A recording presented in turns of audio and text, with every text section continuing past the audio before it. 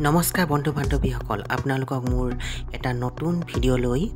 স্বাগতম জনাইছোঁ বন্ধু বান্ধৱীসকল আজি আপোনালোকক মই হাওৰা ষ্টেচন আৰু হাওৰা দলংখন দেখুৱাম আপোনালোকে ভিডিঅ'টো চাই থাকিব ভাল লাগিলে লাইক কৰিব কমেন্ট কৰিব আৰু চেনেলটো সাবস্ক্ৰাইব কৰি দিব বন্ধু বান্ধৱীসকল এইখন হৈছে হাওৰা ষ্টেচন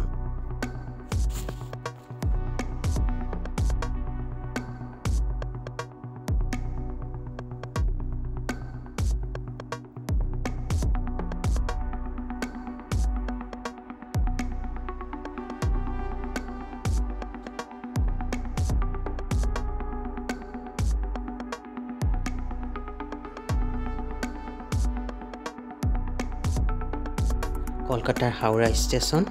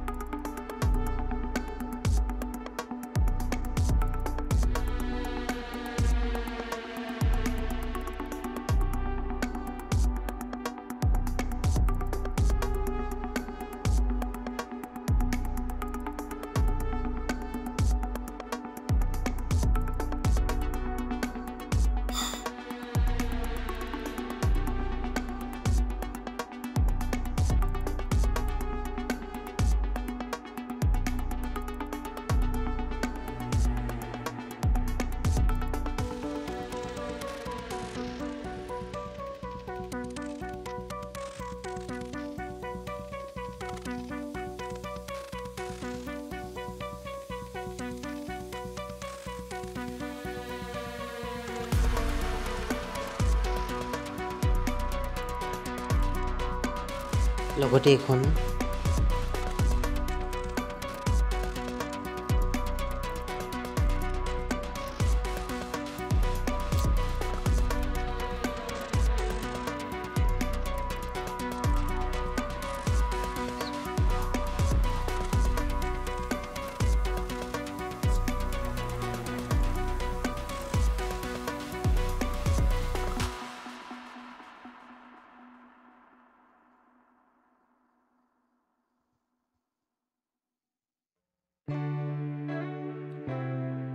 ষ্টেচনৰ লগতে লাগি আছে এখন বজাৰ কাপোৰৰ বজাৰ বেগৰ বজাৰ সকলো বস্তুৱে পোৱা যায়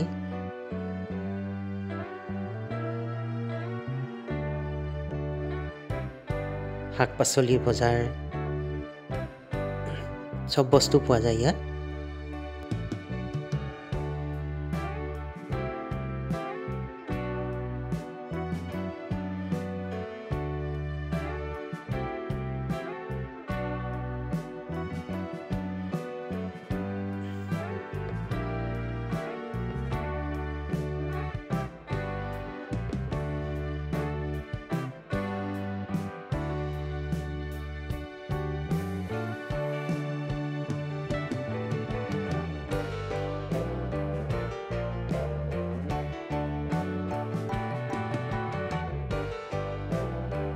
এইখন হৈছে হাওৰা ব্ৰিজ চাবলৈ ইয়াত টেক্সি আৰু ৰেপিডো পায় মই ৰেপিডো ল'লোঁ আৰু আপোনালোকক অকণমান হাওৰা ব্ৰিজখন দেখুৱাই দিছোঁ হাওৰা ব্ৰিজখন ব্ৰিটিছসকলে বনাইছিল হাওৰা ব্ৰিজখনত মাত্ৰ দুটা খুঁটাহে আছে যেতিয়া ব্ৰিটিছসকলে এই ব্ৰিজখন বনাইছিল তেতিয়া তেওঁলোকে কল্পনা কৰিছিল তেওঁলোকে এনে এখন দলং নিৰ্মাণ কৰিব বিচাৰিছিল যে তলৰ নদীখনৰ জলধাৰা বন্ধ নহয় সেয়েহে ব্ৰিজখনৰ তলত কোনো খুঁটা থাকিব নালাগে ওপৰত এখন দলং নিৰ্মাণ কৰি তলৰ হুকলিত কোনো বাধা নোহোৱাকৈ জাহাজ আৰু নাও চলাচল কৰি থাকিব লাগে সেইবাবে তাৰ ওপৰত কোনো খুঁটা নাই 1965 চনৰ 14 জুনত ইয়াৰ নাম ৰবীন্দ্ৰ সেতু ৰখা হয়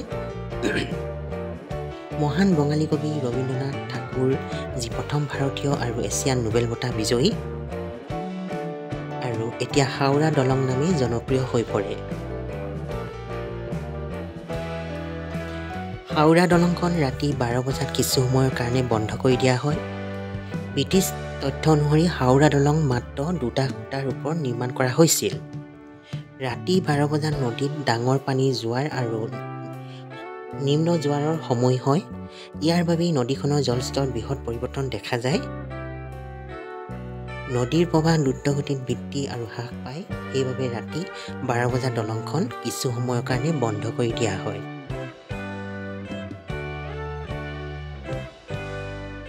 দলংখনৰ পৰিৱেশটো ধুনীয়া লাগিছে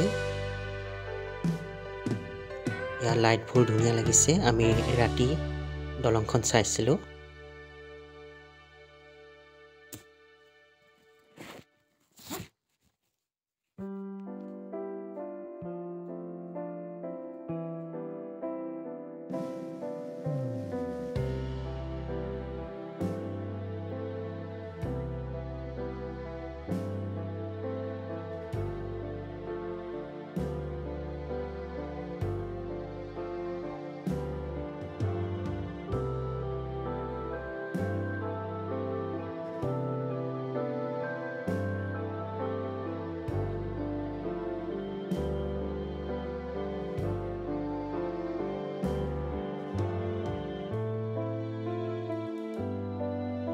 ভিডিঅ'টো ইমানতে সামৰণি মাৰিছোঁ ধন্যবাদ